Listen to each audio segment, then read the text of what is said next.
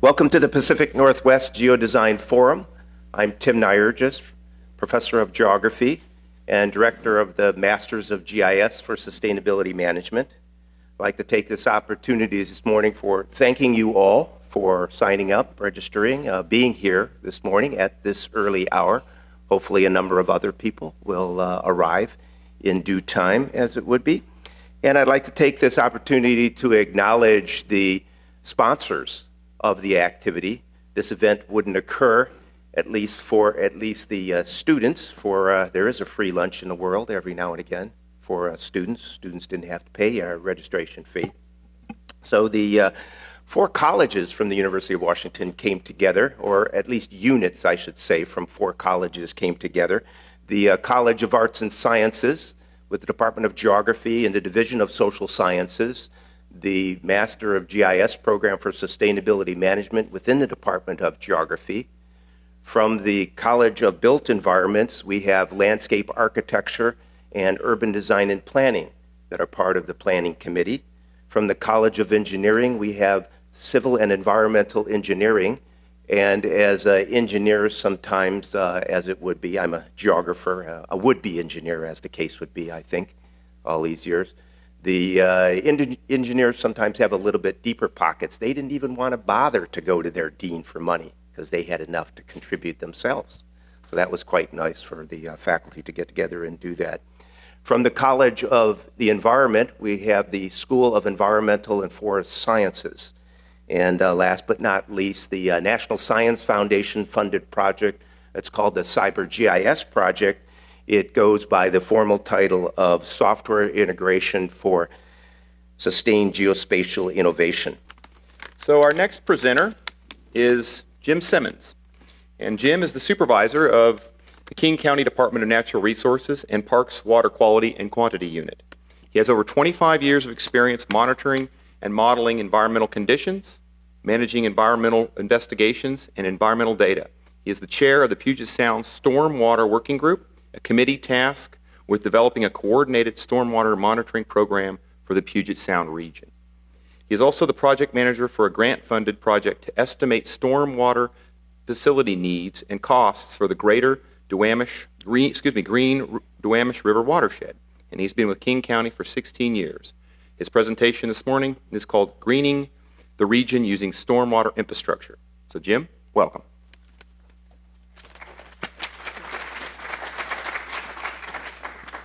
Thank you very much. I will admit, I was a little nervous getting asked to come and present here.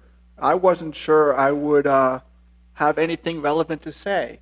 But I feel a little better after hearing the first few speakers, because even though I never really thought of myself as a geodesigner, I think the project I'm going to be talking about actually fits in rather well. I thank Tim for actually seeing that, and Mary, who's in the back someplace, I'm not sure where Mary is, way before I did. They're way more insightful than I am. So I'm going to talk about greening a region using for stormwater. And this is actually a really tricky problem. Multi-dimensional, long range, touches the natural resources, touches the human environment. I mean, this is a really big deal. So I'm going to start with, I love the word paradigm. It lets me sound smarter than I am. So the stormwater management paradigm. Everyone knows when we do something in our yard or when we build a building or something, what's the first thing we do is we try to figure out how to make sure that the ground stays dry even when it rains. That's always the first task. Where's the water going to go? And so I'm going to grade my land, and this is what we've done for centuries, is we grade our land and we ditch everything and pipe everything downhill as quickly as possible. I would call that we're really good at drainage. That's what we do. That's what we've done for centuries. So it's all over the world. Well, a few decades ago, folks started to realize that drainage efficiency wasn't so good for receiving water. And so they started thinking about, well, how do we sort of fix that? And it wasn't so much fix it as much as it was, how do we make sure it doesn't get a whole lot worse? So some rules were implemented about managing stormwater with new construction. So this is back in the late 80s or the early 90s, and population was booming in the Puget Sound region, and sprawl was just progressing and marching further and further away from our urban centers. And the idea was, as we sprawl, because we need room for growth and we need to build more houses, let's just make sure we don't cause too much more damage than we've already caused. Well, lately, and I think a lot of this is because of the efforts to recover Puget Sound, which have been building on efforts to recover salmon, the idea is, well, how do we actually fix what we've caused, the problems we've caused? So how do we go back and actually fix everything that we've drained so those aren't causing problems anymore? And this is a very large problem. And that's where we are now, is trying to make that shift. So just to highlight this, if I do a GIS exercise, and again, I don't do a GIS exercise. Other people who are much smarter than I do GIS exercises. Look at when were parcels built, because that's a really good proxy for what kind of stormwater management do they have. I see a lot of orange on that map. And on this map, orange means it's more than 2 decades old. So that means it's really just drainage. Okay, so somewhere around 3/4 of our parcels were developed. We had construction activities occurring, and all we did was drainage. That's what we did. So how do we fix that? When we start talking about recover Puget Sound and how do we address the big issues of the day, very, very close to home, because it's where almost all of us live, is we do drainage. That's what we do. So we got to change that. Now, of course, stormwater facilities can look like a lot of different things, and I'm going to use this term retrofit a lot, which is, well, how do you go back and fix something and build something where it doesn't exist? And it can look like a bioswale. Do I have a pointer? I do. Think of something like alongside a road, where it's not just a ditch, it does more than that. But there could be lots of things. Here's a big cistern. This is actually in San Francisco. You can have 2, 3, 4, 5,000 gallon cisterns next to your buildings to store the water, and then it can release it slowly so it doesn't cause erosion. Here's kind of the standard approach. We build ponds. We're really good at building ponds. But rain gardens are really common now. Here's the Ballard Library. It's got a nice green roof on it. And my good friend showed me a picture of a bioswale on Lake Union, South Lake Union this morning. It's beautiful.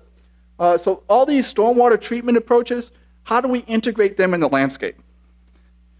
Now, integrate in the landscape. It's a big landscape.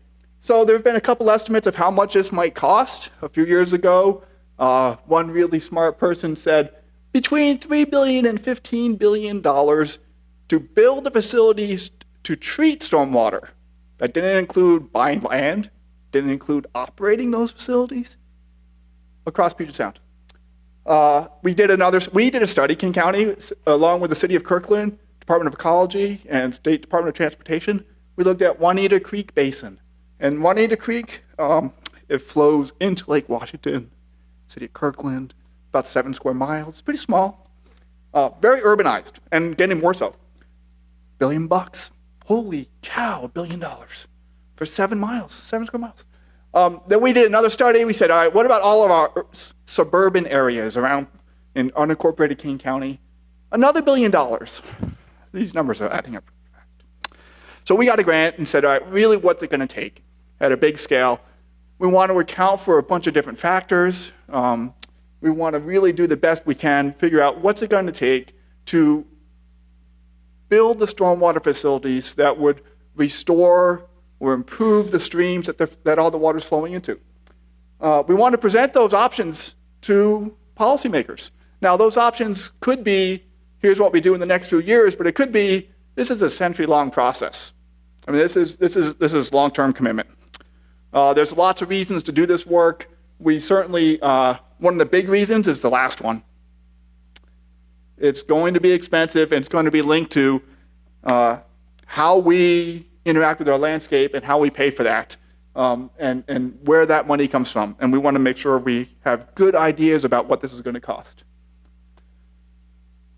Well, we had a very basic conceptual design here. We're going to gather a bunch of data. We're scientists. I'm actually a scientist. That's what we do. We gather a bunch of data. Some of it's very geospatial data. Lots of it is also very time series type data, but it's multiple spots throughout the landscape. We did a lot of hydrologic modeling. So how does water move on the landscape? Great deal of that. And then we did a lot of stormwater modeling at a very large scale to try to figure out how would stormwater facilities improve the hydrology or the water movement. And then tied with all that is how much are those stormwater facilities going to cost. We really focused on the Green Duwamish watershed. And the Green Duwamish watershed flows into Puget Sound, right in the city of Seattle. Here it is. It kind of, I'll use this map. Kind of flows this way and starts up here at Howard Hanson Dam. Provides flood control. Here we have Kent and Covington, lots of cities along the shoreline. Seattle's up here, and up here would be Harbor Island and Elliott Bay. This map, we think, oh, well, population growth, how much more are we going to have? Well, we're projecting a tremendous amount of population growth. You can go to any of the projections out there. There's an organization called Puget Sound Regional Council, and they've anticipated we're going to get, 2 more Tacomas or something like that by 2030? Holy cow, where are they going to go? Well, we have this great law, a little over 2 decades long. It's called the Growth Management Act. And the Growth Management Act is actually really brilliant. Back in the early 90s, the idea was we need room for growth. That's the way everyone thought. So we're going to draw a line, and that line is going to surround our urban areas, and it'll be pretty far away from those urban areas so that we have room to build houses. But we won't let the houses sprawl beyond those lines. Beyond those lines are resource lands. It could be ag lands, rural residential lands, forestry lands, but beyond those lines, it's rural. So we have urban and rural. And 2 decades ago, those lines looked really far away. For the most part, we've built out to those lines in the Seattle area. Not everywhere in Puget Sound, but we've built out to those lines. You can think of the city of Sammamish. Didn't used to exist. It was trees, lots of trees, beautiful trees. Now it's a city. There's still trees, but we've built out in the city of Sammamish. It butts up against the line. Beyond the city of Sammamish, you have the Snoqualmie Valley. It's very rural. Well, within those urban areas, that's where all those people are going. The darker the color, the higher the density of people and businesses in 30 years compared to now. So you can see our corridor up the Green River Valley here. We already have lots of development, lots of pavement. Think of all those light industrial areas along 167 and I-5. Holy cow, look in 30 years. We're anticipating a lot of redevelopment. That's a lot of population, a lot of economic activity. One of the key tools we used was a model called Sustain. It's a big model, but it's got this great feature, allows us to take this spatial information, take the stormwater modeling information, take the hydrology information, and run thousands of iterations combined with cost estimates to come up with the most cost-effective solutions for improving hydrology. We took the landscape, we divided it up into 446 catchments. These were all, give or take, probably average less than a square mile each, because it's 200-something square miles. You can sort of see the colors on there, how we divide them up into subbasins and then catchments within the subbasins. We modeled all these different combinations of factors and then allocated them across the catchments to figure out how much stormwater facilities do we need and also how much would they cost. And what we were looking at primarily was this interesting concept of high pulse count in streams. So I'm not sure how many folks have ever had a basic hydrology class here. Maybe a few. Anyone? Oh, more than a few. Awesome. Excellent. So for everyone else, I'll do my best to explain it. For those who know what I'm talking about, please don't get upset when I screw up. Okay? So basically, think about a forested area and it rains. When it rains, there's leaves on the trees, or needles around here on the trees, and there's this layer of duff on the ground, like the needles and leaves that fell before and things that are growing on the ground. So when it rains, the water gets absorbed by all these things. It sticks to the needles on the trees, gets soaked into the duff layer, and if you have a light rain, how much of it runs off into the stream? Very little, because it's absorbed. And then when you get a bigger rain, maybe the next day or 2 days later, slowly it starts to seep out into the stream, and the amount of the stream goes up slowly over a couple days, and then it goes down slowly over a couple days as it kind of slowly flows out from the forest land. But then you think about an urban landscape where we have big roofs, we have big parking lots, we have lots of roads, just lots of really smooth, hard surfaces. So when it rains, what are we good at? We're good at drainage. And what do all those things do? They drain. And they don't drain over days, they drain over minutes. So what happens is our streams, the amount of water in the stream, it goes from base flow levels, which are nice and nice and low, and then it rains. And it goes, poof, the amount of water goes way up. And then it stops raining. And an hour later, poof, the amount of water goes way down. And that's called flashiness. How flashy is our stream? And so one of the things we do is we count how many times does that happen above a certain amount. And that sort of gives us a good indicator of how flashy the stream is. It turns out that stream flashiness is actually a really good indicator of how healthy the stream is. It's not the only thing. You need to have trees nearby. You want to have shade. You want a bunch of things. But this is just a handful of data points here, but this is the relationship between how flashy is the stream, and of course if it's forested, it's typically down here, and it'll vary. What if you're on a steep slope or there's a lot of clay versus flat and a lot of sand? And this is a score of how healthy is the community of bugs that live in the stream. So has anyone ever walked in a stream and seen little critters living on the bottom? I mean, I used to do this as a kid. Go out and try to find things living in streams, right? And there's all sorts of cool things in the stream. So the real term is benthic macroinvertebrate community. So the benthos, all right? That's what we're looking for. And we love our stoneflies and mayflies and other things. But I'll just call them bugs. And we kind of score from 0 to 50. How good is the community? How healthy is it? How diverse is it? How many of them are there? All that kind of stuff. All the different sensitive types that disappear when there's pollution or when there's lots of bad flow. And the better the score, the lower the high pulse count. The lower the score, the worse the high pulse count. So what we're really trying to do is we're trying to restore high pulse count, not because we like high pulse count. I mean, we do. Well, I like hydrology. I like high pulse count. But really, I want to restore high pulse count because I want to restore the bugs in the stream. And I want to restore the bugs in the stream because the bugs, well, they're fish food. It's an indicator of ecosystem health. It sort of tells us of how we're doing on recovering Puget Sound. Now, one of the really interesting things in this project is we're going to have lots more people coming here. And we're going to have lots of redevelopment. So a couple decades ago, we had these laws passed for when you're building a new development. I've got 40 acres, I'm going to divide it up, and I'm going to put in 40 houses, something like that.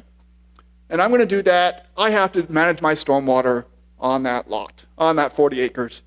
And there's lots of ways you could do that, but 20 years ago, the main way was you take one of those lots and you make it into a pond, make everything drain into the pond, and then you put an outlet on the pond, which is like a little opening, so it flows out at a slow rate.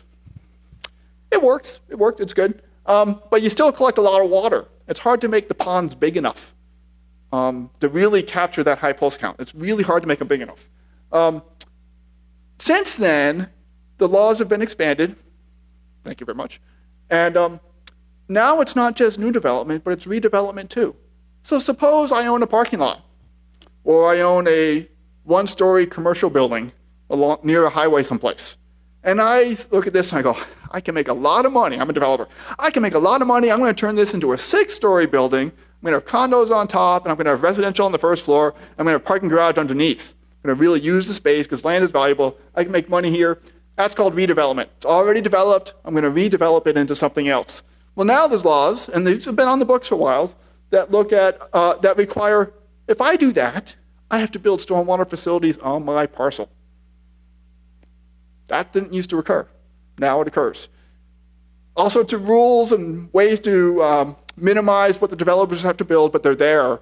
And there's a lot of facilities getting built these days associated with redevelopment. And it's really interesting. When you look at redevelopment rates, I had that slide showing 2007 to 2040. It looks like almost half our landscape will get redeveloped between now and 2040. And really, no one expects redevelopment and population growth to end at 2040. I mean, especially when I hear folks talk about climate refugees. Has anyone heard of? And when I talk, I was like, are we really just going to shut the doors on Puget Sound in 2040? I don't think so. It's going to continue. And more than likely, the percentage of redevelopment will just keep going up past 2040. We just don't have as good a population projection out past that. And it's really fascinating because when you start looking at that, and then you start talking about, well, what's the policy for how much facilities they have to build? Do they have to treat all the stormwater to get that high pulse count down to 5, or just some of it? Could I pay into a pool and have a regional program to treat it, or do I have to do it on site? Do I have to do it if my project is small enough to kind of avoid doing anything because it's just so small, it's bad for the economy? There's all sorts of questions about that are really worth looking into. The other issue that I really want to bring up is climate change, and this is actually a tricky one. And I'm going to try not to wade into a lot of controversy, but I find I always do on this one. So on climate change, we have some really smart people, including folks here at UW in the Climate Impacts Group, who've been modeling the impacts of climate change on temperature and a lot of other things. And we know a lot about how temperature is changing and how it's going to continue to change. And I'm going to summarize this, okay? Here's my layman's view. Depending on the model you use and the amount of carbon we put in the air, and there's like 20 models and lots of different scenarios for carbon, the temperature in Puget Sound area might go up this much, or it might go up that much into the future. And the farther out you go, the more it goes up. Okay, so what do I know? It's going up. I got that one. Rainfall. Now that's harder. That's a lot harder to model. Depends on cloud cover, depends on wind patterns, depends on dew point, depends on a lot of things. What do I know about rainfall? Well, again, lots of different models, lots of different mission scenarios. Some really do rainfall better than others. Well, depends on what I'm looking at. Peak storm, annual average, November amount. Rainfall might go up this much, or it might go down that much. What do I know about rainfall? Well, it might change. That's what I know. So we took averages, and others have taken averages, and we're saying, you know what, it looks like we probably need about 10% more storage to be safe, but we don't really know.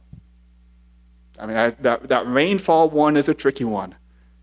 There's global estimates of there's going to be more rainfall around the world, but what's it mean in Puget Sound? I don't have a good answer yet, and I haven't seen it yet. Now, I might be stepping on it there, stepping in something really messy, and I don't mean to, but that's my understanding at this point. So what we did was we modeled all this, and we said, what does this look like? Well, here's our models for 2007. Red is bad for our bug scores, and green and blue are good. Well, our urban growth boundary follows this black line like that. And this is mostly ag land out here, actually. Here's our urban core. This is 2040, and this is what we would project to occur if we didn't build any stormwater facilities between now and then. Here's what we project would occur if we actually littered the landscape with stormwater facilities between now and 2040.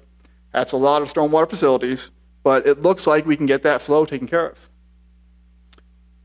Of course, the policy and planning horizon is everything. And when I start talking about how much is this going to cost, like who's going to pay for all these facilities, I can make a bunch of assumptions about, well, what if I allocate these costs to a public program to build facilities? Or what if I do something else for the private redevelopment, because they're paying for facilities as well? And I come up with scary numbers. Scary numbers. So annual, not total, annual for the next 30 years. If we want to build all this by 2040, across Ryan 9. This is Ryan 9, so this is not all of Puget Sound. $200 million a year to build things. We might be able to extract some of that from the developers as fees and stuff like that. That's a lot of money. Holy cow. Operating them and then going out and inspecting them. You have to go and clean them, you got to mow them, you got to do all that stuff. But you also have to go out and make sure, because a lot of these facilities are going to be on private property. You got to go make sure they're still there. You got to go make sure they're still functioning. You got to go just look, that's someone driving around doing stuff, and maybe there's ways to do it cheaper. Current estimate is that's more than building by the time we're done. This is really big dollars. And so this is where everyone's scared. Folks have talked about this in the past. Now we're coming up with some numbers on this, and these are really big dollars. So it really brings us to those questions, and I think these questions are very large questions that we need to wrestle with, which is how quickly are we going to get there, and how are we going to get there? Do we try to do it all on developers? I could wait a century and developers will take care of almost everything as they redevelop things. Is Century okay? I don't have the answer to that. A lot of folks I know are fish biologists, and they say, no, Century's not okay. Okay, I'm okay with that answer, but I don't know how to get there otherwise. If I were a public agency, where would I start? Well, there's one thing I know redevelopers won't do. That's our roads and highways. Because who owns the roads and highways? We do. The collective we own the roads and highways, not the developer who's building a new building. So if I would start somewhere, I'd start with our roads and highways, because a lot of our roads and highways, guess what they do, just like everything else? They drain. They drain very well. They drain. This was a huge project team. I want to thank everyone. I really want to be clear. I did very little of this work other than stand around and talk to folks about doing this work. And this project team did the work. And I am incredibly grateful to them because I would not be here without them. So thank you very much.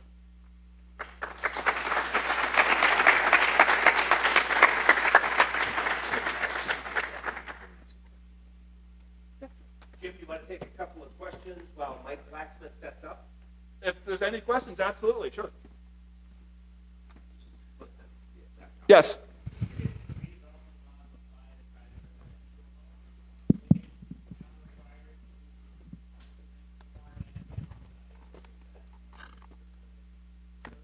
So when I talked about some of the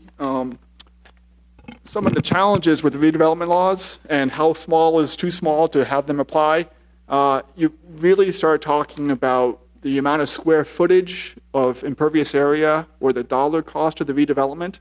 So yes, they can apply, but only on big projects.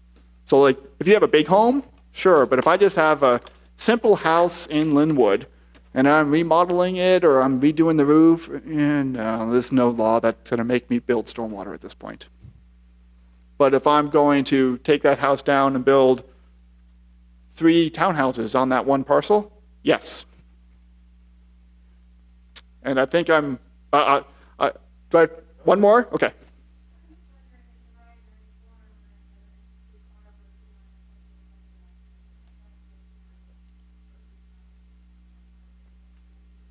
Yes, they actually spent quite a bit of effort on that on the salmon recovery side, and now they're very interested in this effort as well because they clearly see the link between the salmon restoration side and the big rivers and what we're doing throughout the landscape. And the Puget Sound Partnership Ecosystem Coordination Board has a Puget Sound-wide effort as well, working on that very issue as well. So yes, folks are very keen on that.